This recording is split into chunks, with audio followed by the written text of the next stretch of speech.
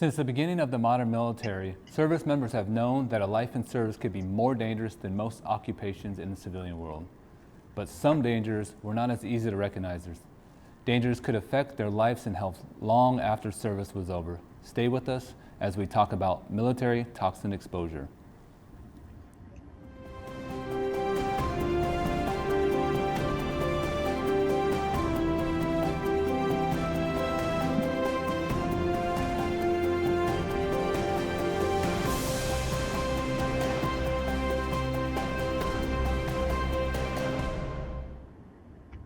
Thanks for tuning in to Veterans Voices. I'm your host, Joshua Zebley, with my co-host, Elena Kim. Today we'll be talking about military toxic exposure. Engage with us during the show by calling 925-313-1170 or scan the QR code to ask questions via Zoom or Facebook. We would love for you to be part of the show. Our first guest will help us understand the kinds of toxins that veterans of different eras were most likely exposed to. Please welcome Contra Costa County Assistant Veteran Service Officer, Buck Carmichael, to the show. Welcome, Buck. Thank you for having me. Buck, can you tell us a little bit about your military experience and your time at the county with the Veteran Service Office? Definitely. So I served in the United States Marine Corps from 2001 to 2005. I was a nuclear, biological, and chemical defense specialist. I did join the county here about 8 years ago, and I've been educating the Contra Costa County veterans public on benefits that are available to them. Great job. Well, we're super glad to have you on our show tonight as a subject matter expert, Buck. Let's jump into the topic. Can you tell us a little bit about what kinds of toxic exposures lead to presumptive conditions, and what does that mean? Sure. So toxin exposures happened a lot in the military, and they happened over a lot of different eras. So different eras of veterans may have been exposed to different types of toxins, which could potentially lead to presumptive disabilities. So really what we're talking about is toxins that the VA recognizes and what associated disabilities might be related to that type of exposure. And the earliest one that I can think of is ionizing radiation. Yes. And this really came into play during the atmospheric nuclear testing in the 1940s. That often happened in the Nevada Proving Grounds. There was the Bikini Islands. There was also underground nuclear testing that happened in Amchitka Island in Alaska in 1974. They found remnants of the contaminants in the water. So the VA does recognize that veterans that were stationed in Alaska before 1974 to be been exposed to ionizing radiation. Also, there were veterans that were assigned as a cleanup crew. Essentially, they tested these nuclear weapons on islands, and beta particle radiation and gamma radiation would have been still a part of those islands during the cleanup crew. So places like Inutiwak Atoll between 1970 and 1980, veterans were deployed there to clean that island up, and they would have been presumed to have been exposed to that type of radiation there as well.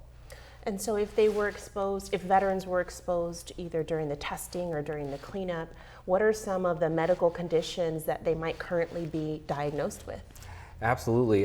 Cancer is probably the big one.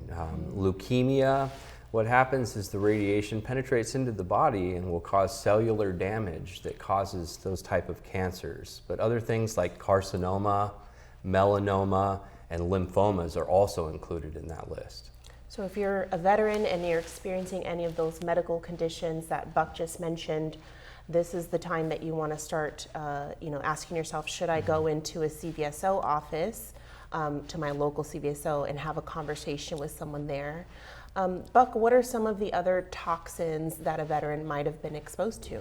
Sure. A hot button one that we're seeing a lot, in our office right now is questions about Agent Orange and who was exposed to that. And Agent Orange is really consolidated to the Vietnam era, those who were in Vietnam. There were a couple of laws passed in 2019. The Blue Water Navy Law expanded that Agent Orange exposure to those that were 12 nautical miles off the coast of Vietnam. which opened up a new class of veterans in the Navy that would have been then recognized with that exposure too. So that's good to know. Vietnam, but not just boots on the ground, but also in the sea and in the air. What are some of the other areas? Sure, with the PACT Act, it opened up new places like Thailand, Guam, American Samoa, Johnston Atoll. There's specific time frames that are associated with that. But if you have a question about that, I strongly recommend reaching out to your VSO so we can answer about those time frames of the recognized exposure. Excellent. And so I might have been exposed to Agent Orange, or I might have served in one of those locations. What are some of the medical conditions I should be looking out for when it comes to Agent Orange exposure? The most common one that I see is going to be diabetes and hypertension, to be real honest with you. That keeps our office very busy with those type of claims. But other common ones are going to be coronary artery disease or ischemic heart disease, Parkinson's disease, prostate or bladder cancers, respiratory cancers. So we're talking about very serious chronic diagnoses there. And I just wanted to really, let that sink in. Hypertension for those veterans that are at home or their spouses, we're not doctors, that's just high blood pressure, right? So if you have high blood pressure, and you served in any of those locations, this is something that you want to consider. Have that conversation with your CVSO. Josh? And I just wanted to add that I think that the viewer audience, they can see the list, but those are just the most common. The list is probably Good 4 point, times as long as what we're showing on our screen. So if you have any medical, especially any cancer, it sounds like, and you were exposed to Agent Orange or ionized radiation, take a look. I mean, we can provide the resources. You can definitely visit a VSO and we can let you know what those are. Yeah. So the other one that I think is on TV the most, right, and we've all seen it during the middle of the day on 9 a.m. on The Sunday morning, commercials, is the Camp Lejeune contaminated water that not only affects the veteran, but anyone who was on the base. Can you tell us a little bit about that? Absolutely. So unfortunately, there was a large population of veterans who were stationed on Camp Lejeune and the Marine Corps Air Station, New River, which is just up the river from them. Between 1953 and 1987, they were exposed to a contaminant in the groundwater in which they drank. And it was an engine degreaser, a solvent that actually ran off into the ground supply. And those veterans were then, consuming that water. The VA now recognizes that was an exposure, a toxin exposure, that have presumptive conditions that are associated with it now as well. What are the years that you would have needed to be stationed at Camp Sure, Lejeune? 1953 to 1987, and there is a caveat. It is a 30-day period. They do ask the veteran needed to be on that base for 30 days. That also includes the family members. So veterans can apply for monetary benefits as well as health care benefits for family members that are recognized to have been exposed to that toxin on Camp Lejeune. They can still file a claim for treatment purposes. There's no monetary monthly benefits that are associated with it, but they will still be treated for those conditions if it was recognized that they were exposed there. And what were some of those conditions? Yeah, surprise, surprise, cancers up there Yeah. again, leukemia, multiple myeloma, a very loosely defined neurobehavioral effects, so neurological, psychological type of things. Non-Hodgkin's lymphoma, another big one too. But those are just, again, some of them. There are other ones that are associated with it, bladder cancer and things of that nature as well. And again, the list that we show, it's not an inclusive list. So please take a look. And unfortunately for some veterans, if you're a Marine and you were in Vietnam, you might have been exposed to both of those, right? Or a corpsman or some type of Navy personnel, which is, something you want to get checked out for sure. And the last one I want to talk about here is burn pits. This one is kind of the most, we know the least about it, right? We don't even know. I'm going to let you tell us, but I know we don't even know what was being burnt, right? Absolutely, and burn pits are not new to the military. They've been going on for a long time. They had them in Vietnam.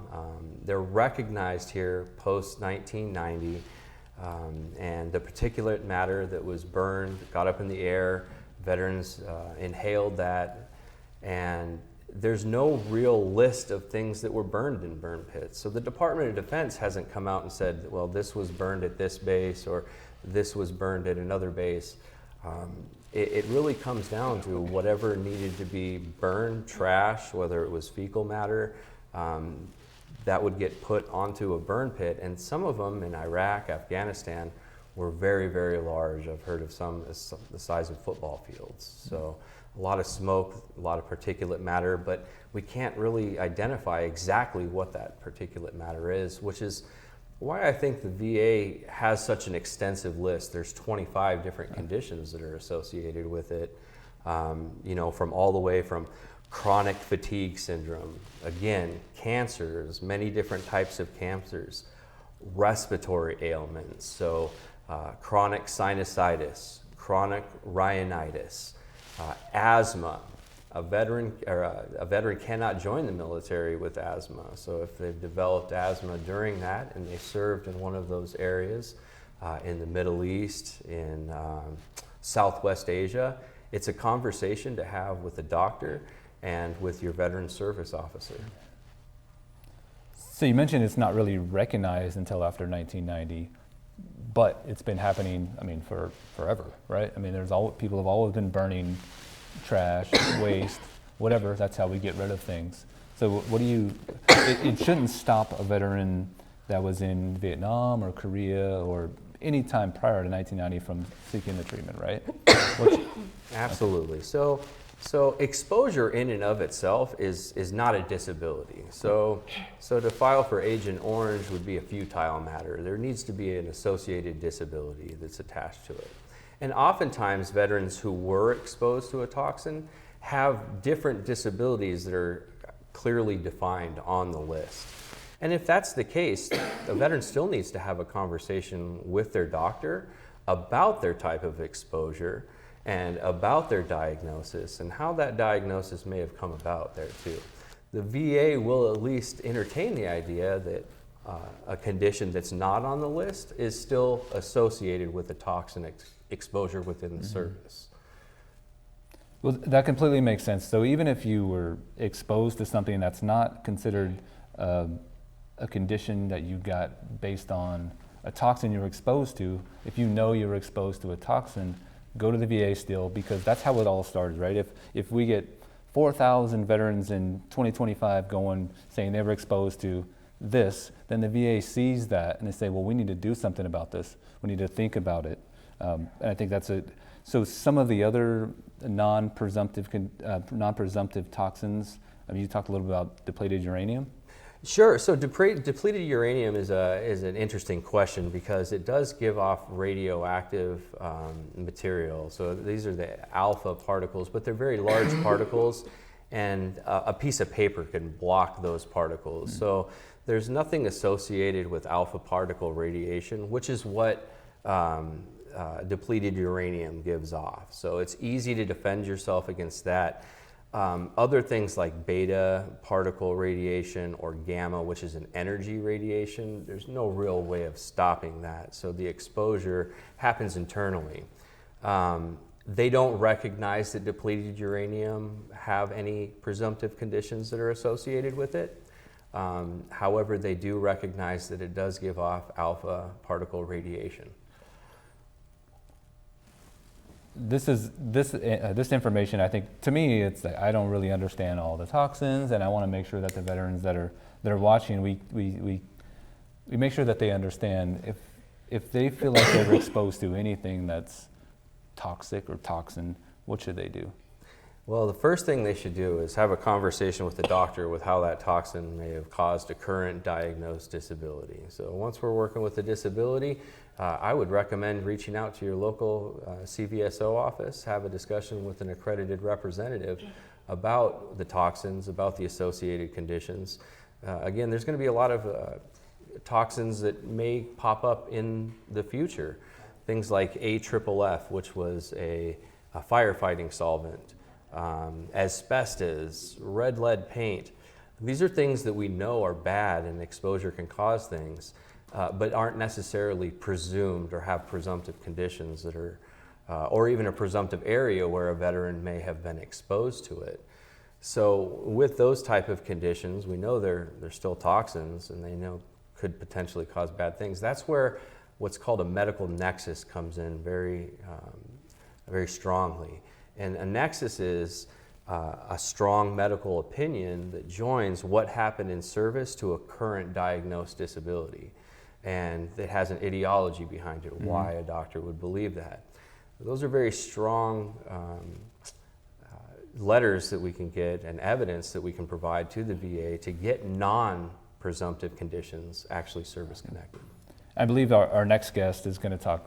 He's going to talk a lot about nexus, medical nexus, and statements from your doctor, and statement from your perhaps another veteran that you served with, right? So we talked about ionized radiation. That's right.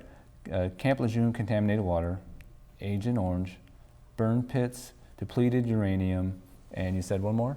Well, the AFFF foam that they foam. use, sure, asbestos, as we're going to get to as well. So I'm trying to figure out how we get these all together and really make the VA understand that there's more presumptive conditions. What are you seeing as a trend now? I know the younger veterans are filing more claims for, I think it's sleep apnea based on the burn pits. Is that what's happening?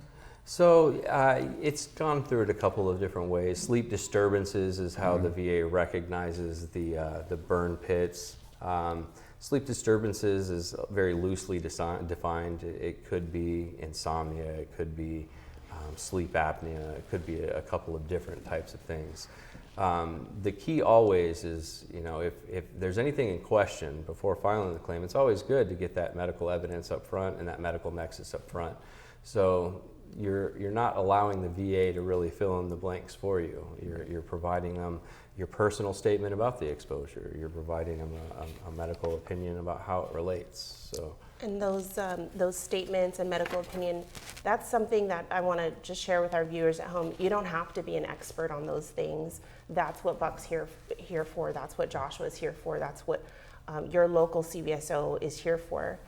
Buck, I want to ask you a question because a lot of folks kind of don't differentiate the difference between filing a claim for compensation and advocating for your health care and the treatment. And there's a lot of talk about which comes first. When you're a veteran and you go into the VA and you're getting health care and you think you might have been exposed to some toxin and that's what's causing your issue, what do you tell veterans in terms of how to have that conversation with your doctor and how to advocate? Because, what if a doctor says, oh, I don't think that's really what's going on here? What would you say if you were in that position? Sure. Well, I would want to make sure that the doctor fully understood the level of exposure. So these toxins, if you have exposure to them, there's not really much of an argument that a doctor can say. There's a lot of scientific backing behind these things, these links.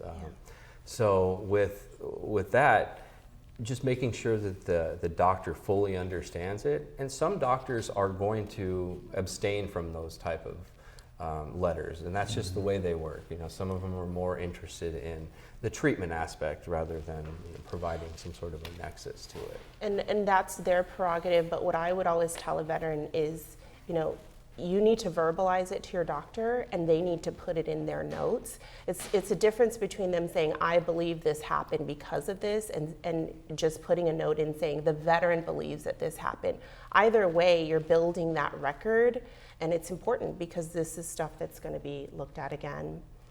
Josh, did you have something? Oh, no, I just wanted to probably throw in that, Bucky, you've been able to see in your career 7-8 years, the progress that the VA has made determining correct, right? There is progress happening. A lot of progress, yes. I agree, and I think that with the new passage of laws, Blue Water PACT Act, they're showing that there's definitely new classes of veterans included in this. Headed in the right direction, and we'll talk about that more. When we come back, we'll continue our conversation about military toxic exposure. But right now, let's hear from our Veteran Service Officer, David West, in a word with a VSO.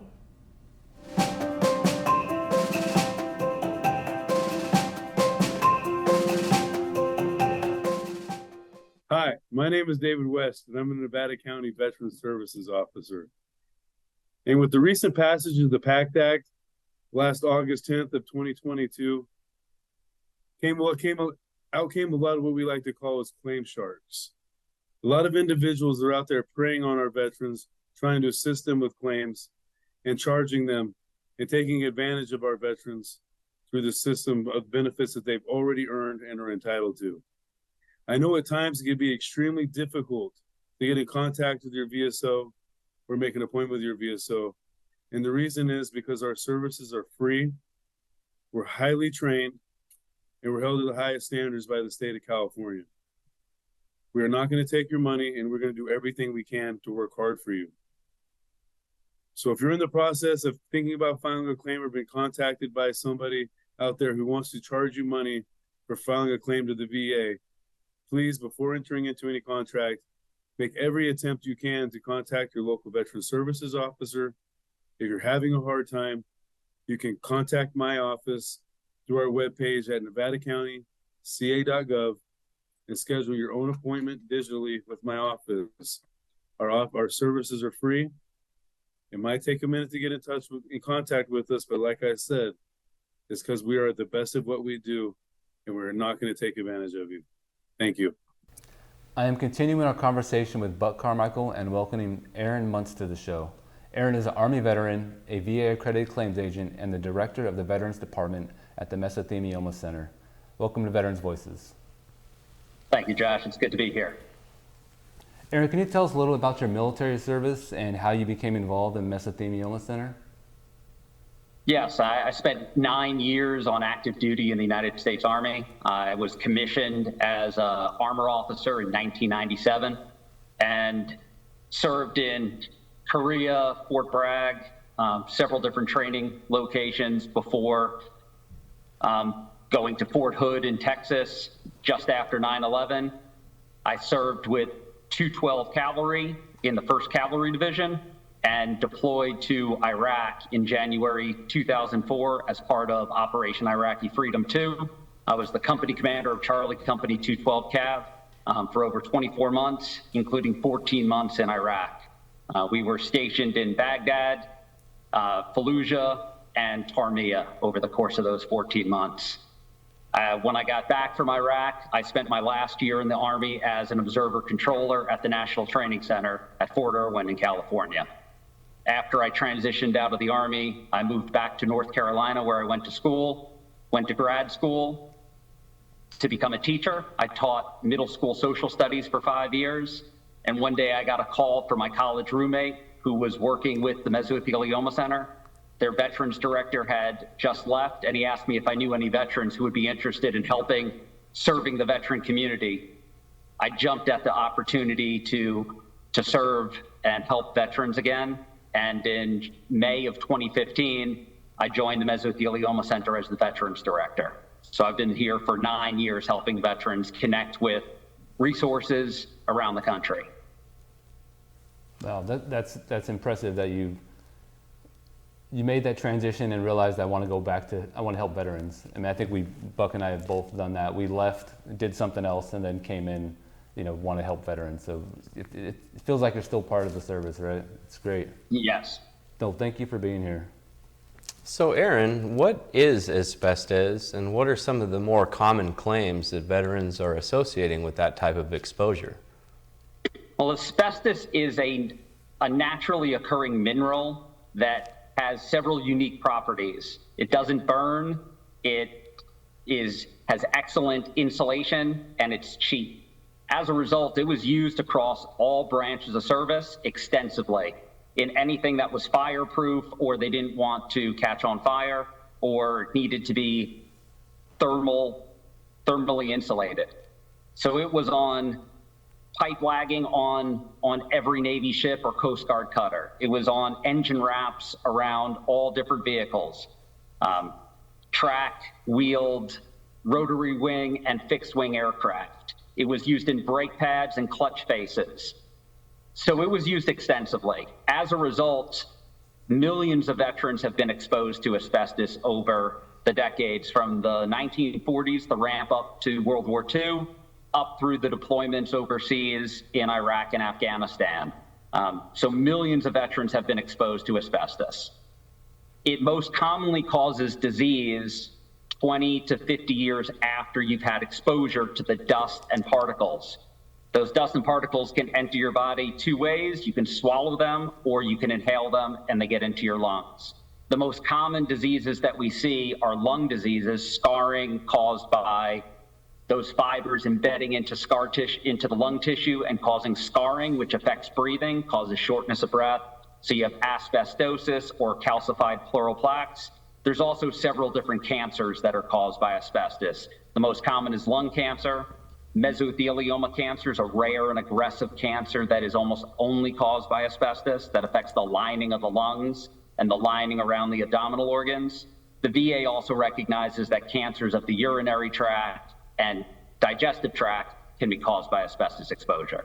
So over the last 9 years, I've helped about 2,000 veterans that have been negatively affected by asbestos during their service connect with VSOs and disability compensation claims with the VA. Aaron, you said it was used. Is that correct? So is it past tense or is new equipment being used? I mean, is asbestos being added to new equipment? So officially, the Navy stopped using asbestos in new construction of Navy ships in 1983.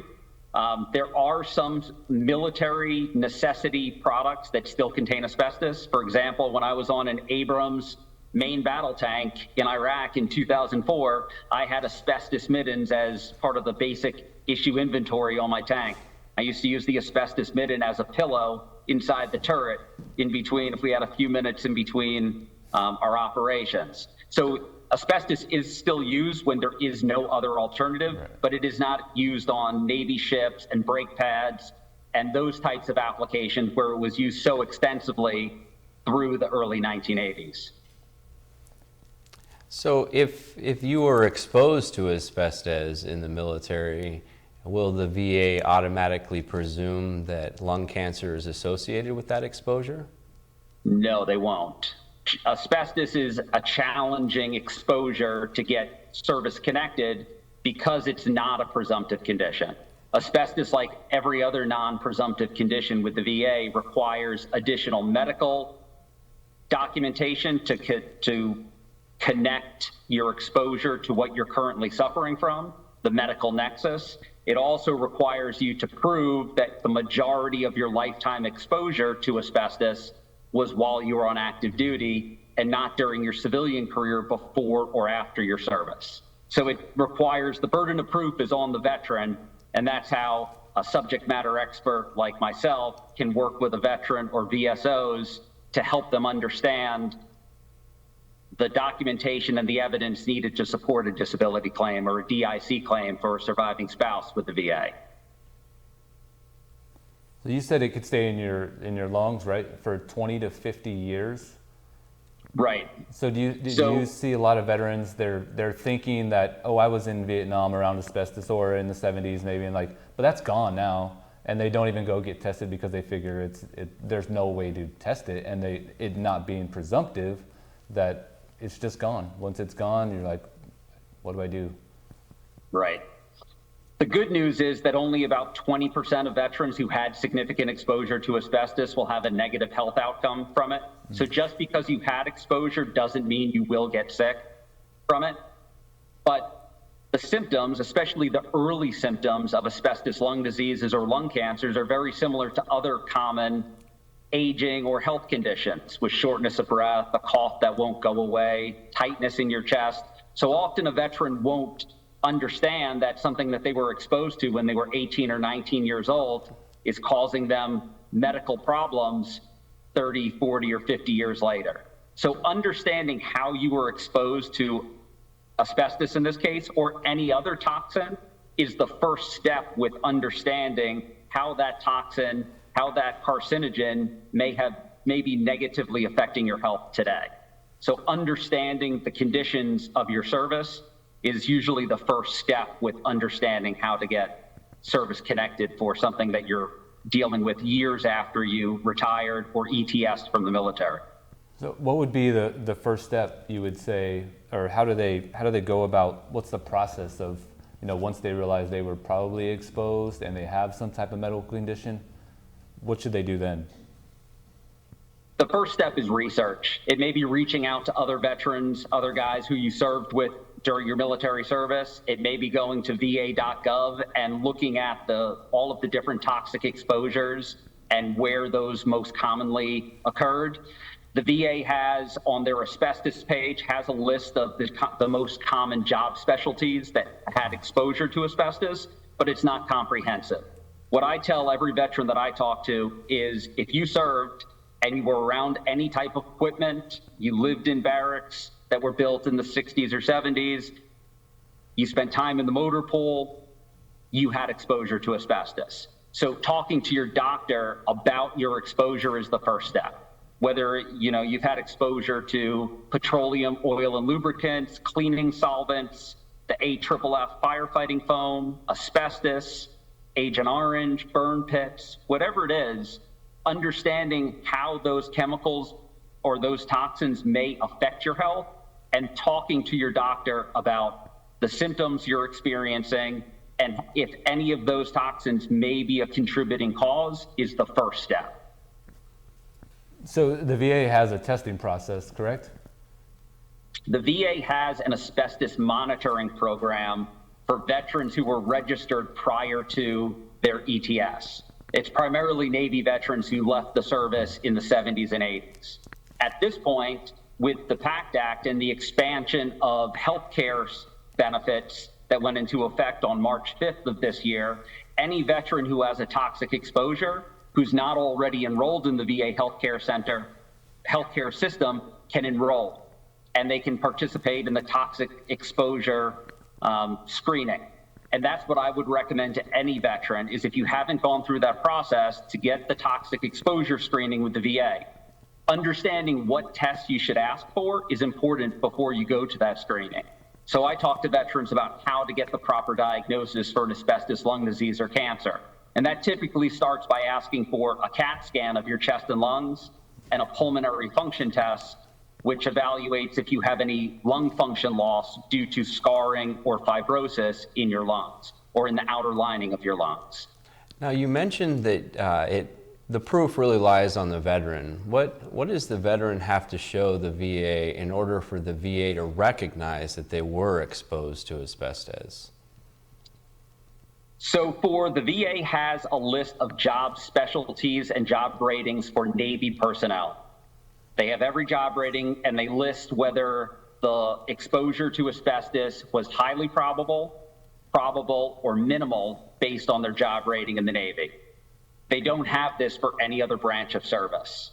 So what we typically recommend and work with veterans and help them do is to write what we call a toxic exposure summary.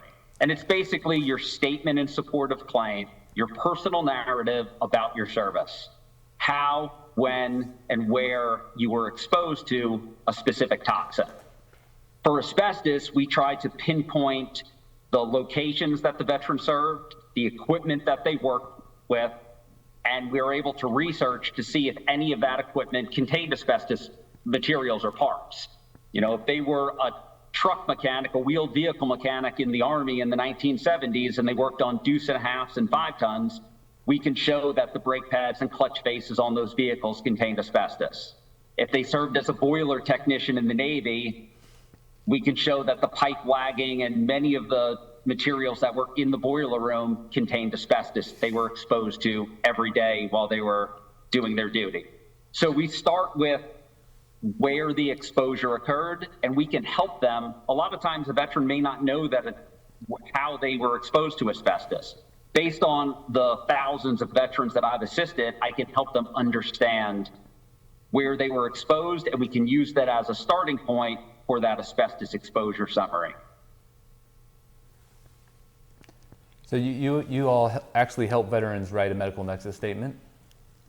We can't write the medical nexus statement. I can provide them with examples that they can share with their doctor or their specialist. So that's the first piece. The first piece is finding out, is your health condition that you're struggling with, is it caused by something you were exposed to in the military? And the VA requires a medical nexus statement. And nexus is the link between what you're currently dealing with, your diagnosis, and what may have caused it. For asbestos-related diseases or any other toxin, the doctor doesn't have to be 100% certain that there is a connection.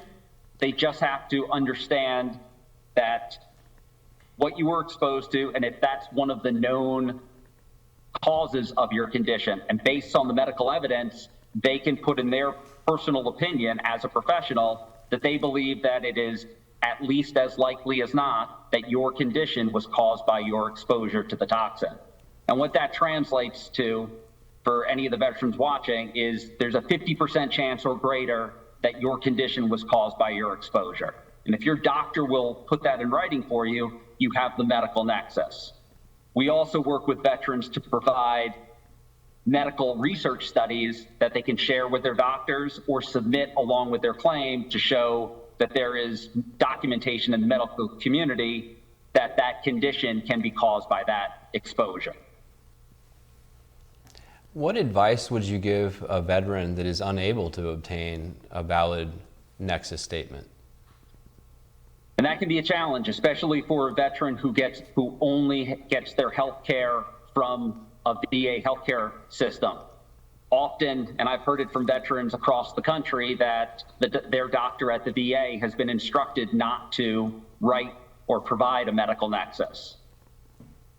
If the doctor won't provide a medical nexus, I recommend them having conversations with the doctor, asking questions, saying, what are the possible causes of my condition? If you don't think it's asbestos, what do you think it is? Is there any medical documentation? Is there anything in my scans or my tests that shows what may have caused this? If the doctor at the VA is unwilling to provide any information, that's when we would recommend connecting with a specialist outside the VA system. If you can get the scans and the tests done at the VA, you can often take a copy of those on a CD to a civilian pulmonologist or oncologist and have them review the tests that have already been done and paid for by the VA, and then you just have an office consult with a specialist outside the VA for a nexus statement.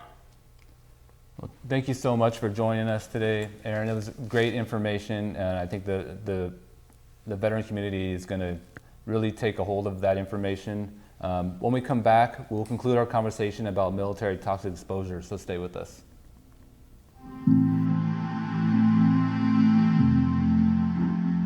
Hi, I'm Dr. Sharif Elnahal, and I am proud to lead the Veterans Health Administration. The PACT Act is one of the largest healthcare and benefits expansions in VA's history, and you can take advantage of it right now by getting screened for toxic exposures at your local VA. 1 in 3 veterans are concerned that they may have had potential toxic exposures during their service. These exposures can range from burn pits to Agent Orange to contaminated groundwater. And this new law expands and extends eligibility for VA healthcare for veterans with toxic exposures, adding more than 20 new presumptive conditions. Thanks to the PACT Act, every veteran enrolled in VA healthcare will now get a toxic exposure screening. If you are a veteran, you can use the link in the description box to find your local VA. It's quick, easy, and will help you get the care and benefits you have earned.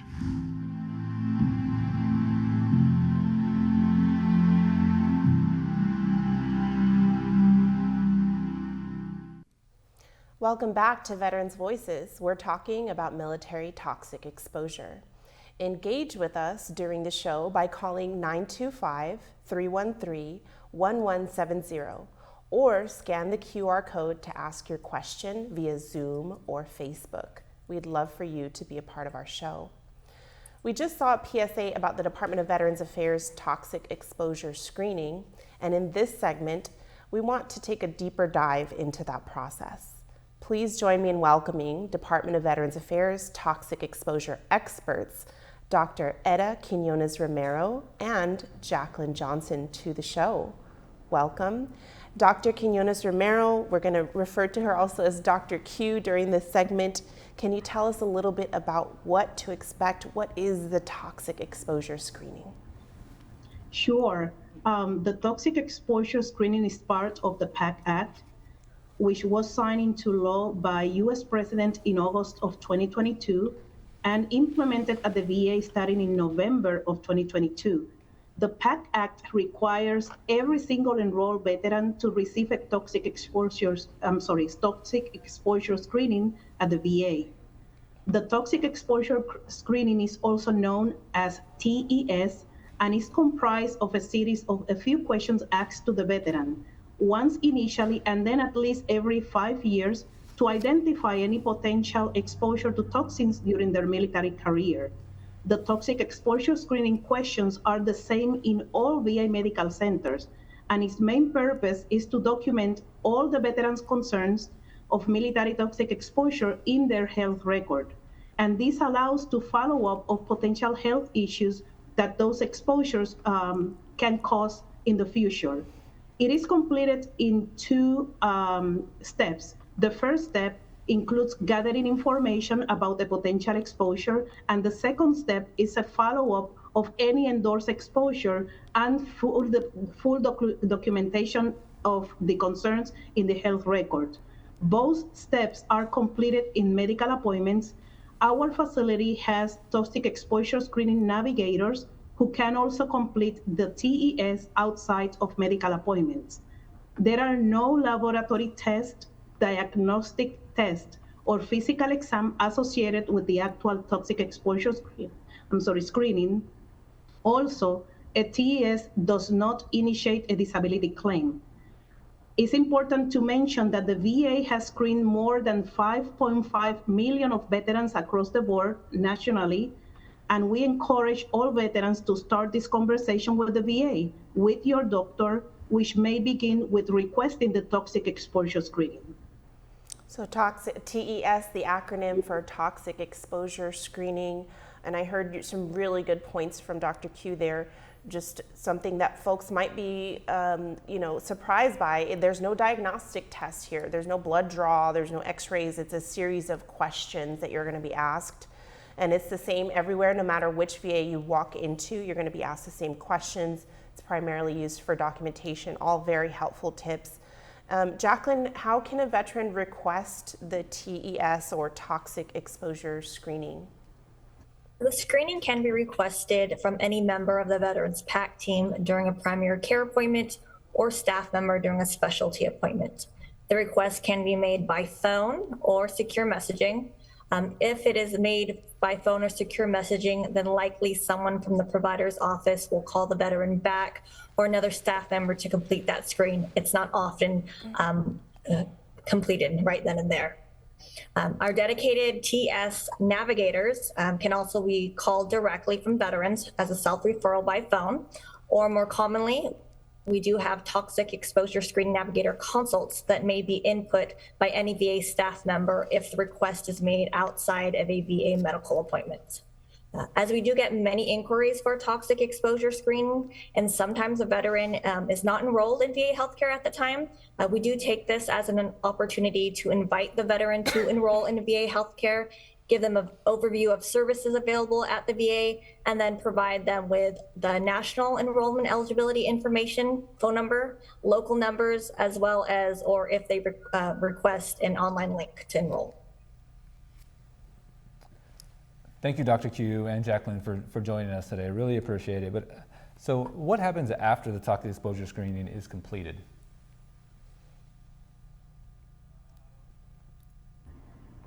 Yes, actions that follow the completion of the toxic exposure screening will depend on the veteran's endorsement of the exposures. For veterans with no endorsed exposures, no further actions are taken at that time. Veteran will have a screening again in 5 years, making it an ongoing conversation with the healthcare provider as information on new conditions and research results changes. In the event veteran did not report having concerns about being exposed or an exposure at the time of the initial screening, veteran can report it at any time. Veterans with endorsed exposures, meaning those who mention concerns during the screening, can go several routes based on veteran needs. Depending on veteran response, we will provide additional information, resources, or connections to help answer the veteran's questions. We can refer the veteran to the Veteran Benefit Administration if they have to file a claim for a condition that they could have or could have been diagnosed recently, or we can refer them to the veteran service organizations where they can assist the veteran in filing a claim and orienting them in what to emphasize during their claim. We can also enter a consult to our environmental health registry program in the event the veteran needs a medical evaluation to provide more in-depth documentation of their concerns. We can also refer the veteran for a toxic exposure screening to a toxic exposure screening navigator if more in-depth information is required for the veteran. And then we can also refer the veteran to the enrollment and eligibility office if the veteran needs to enroll for VA healthcare. Again, it depends on veteran needs. If the veteran reports medical concerns that are active and medical conditions that have been already diagnosed or symptoms that have not been worked up, then we refer the veteran to their primary care provider so they can start to address those concerns in the best they are able to. And this is the move towards exposure-informed consent. And Jacqueline, can you tell us a little bit about what if your exposure, a veteran's exposure to toxins, does not or did not qualify for a registry program?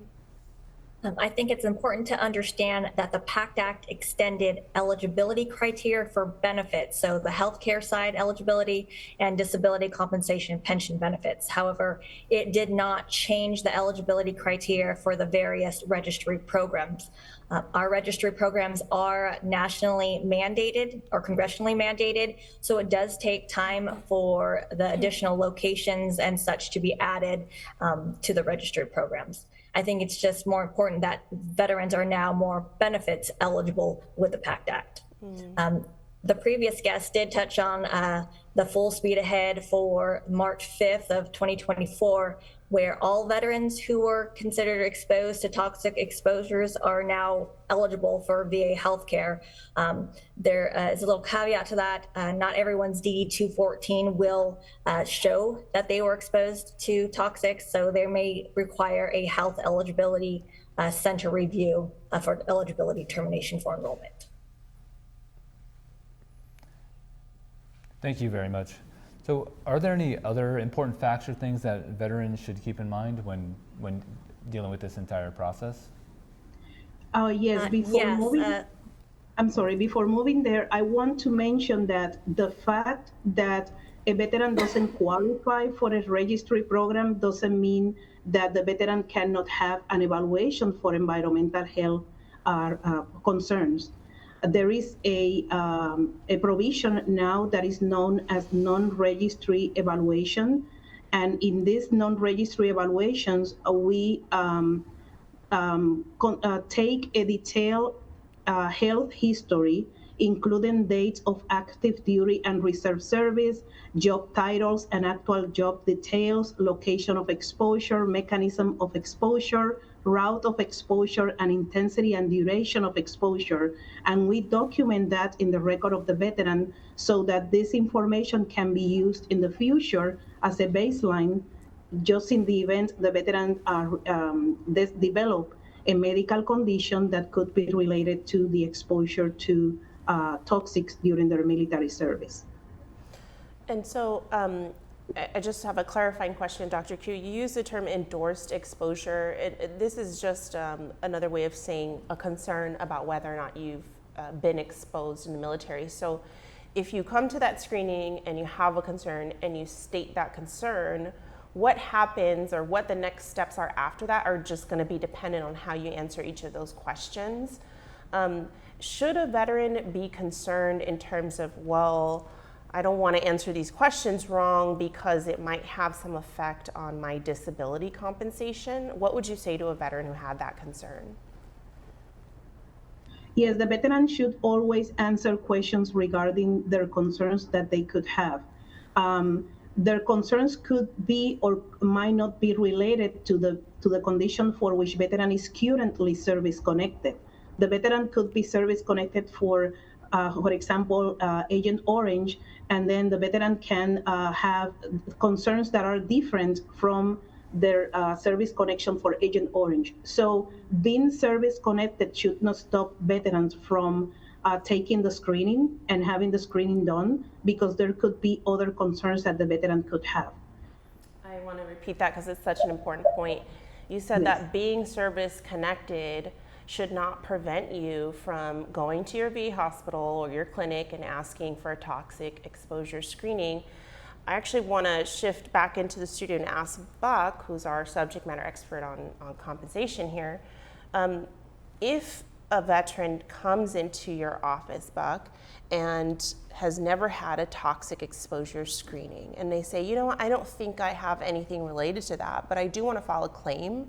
That's my purpose for coming and talking to you.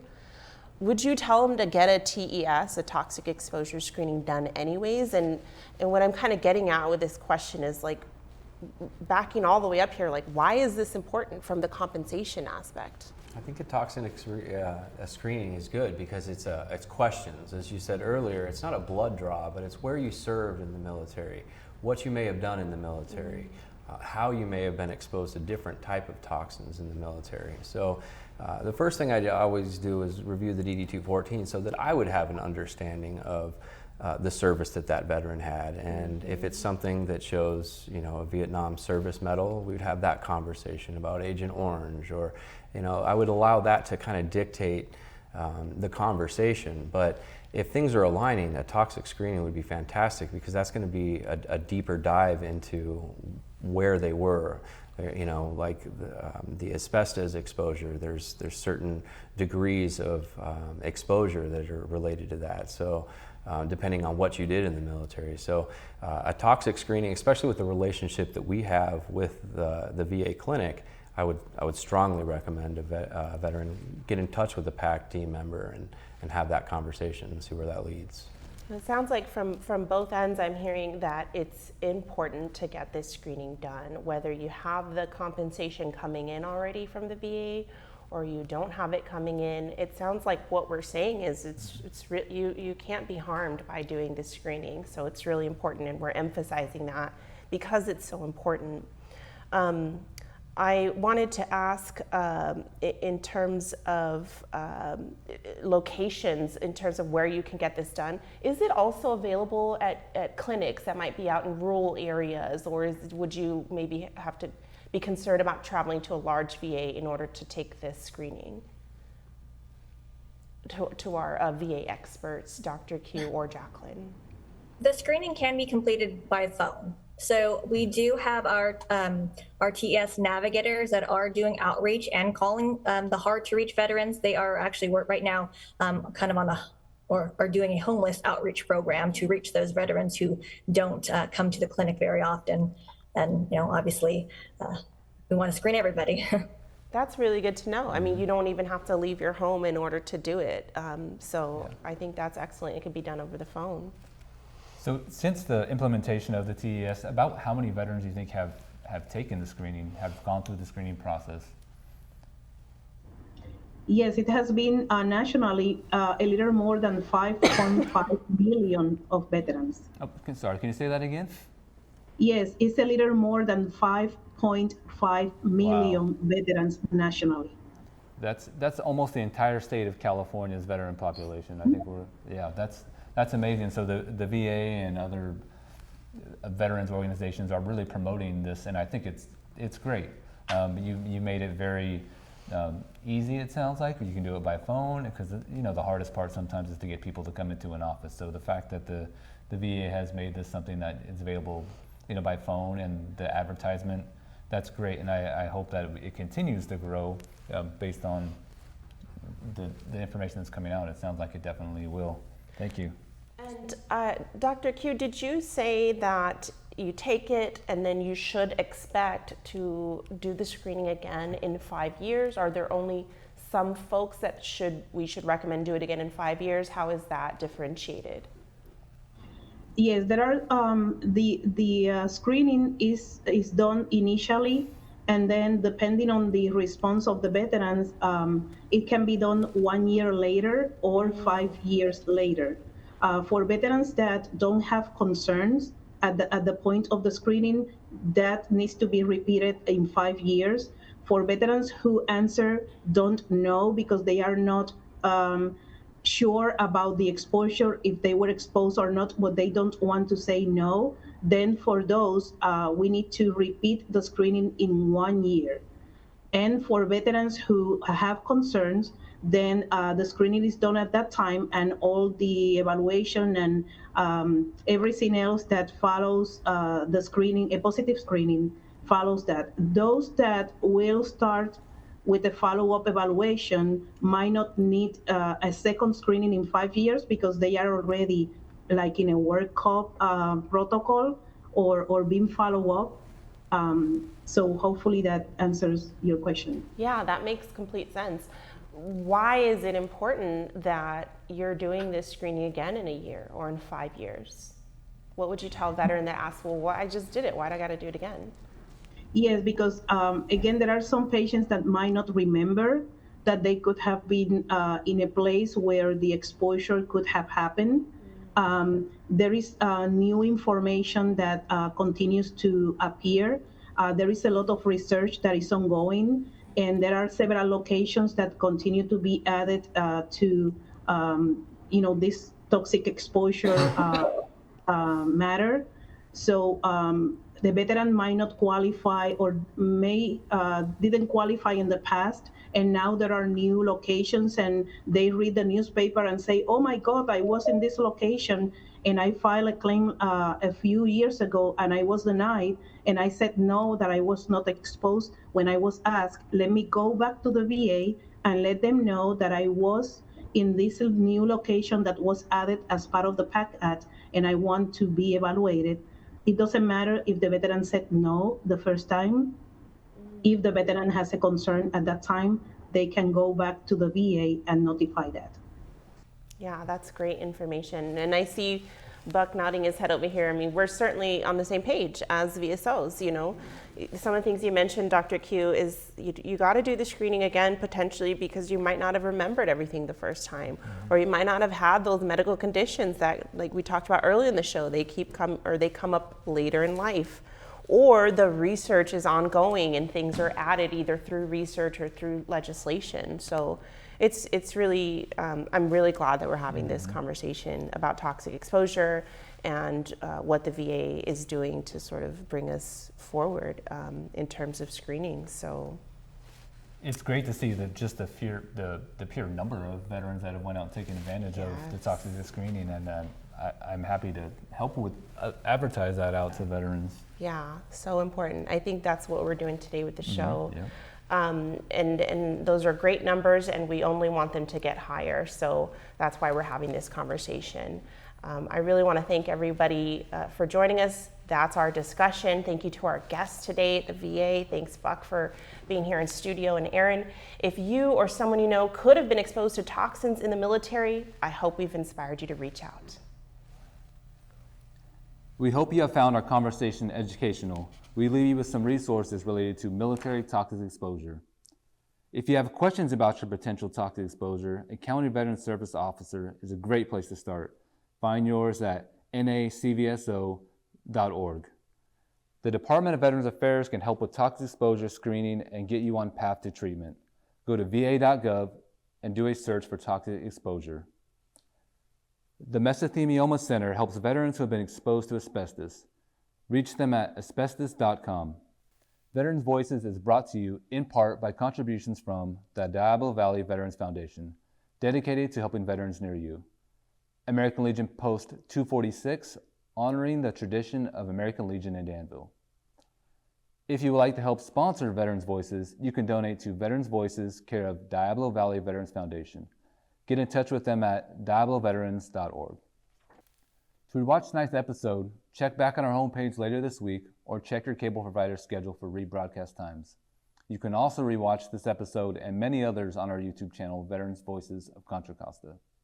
So be sure to subscribe. Please join us at our new day and time, the second Wednesday of the month at noon.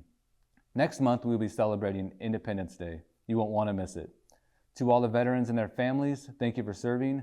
To all who tuned in today, Thanks for watching and have a great day.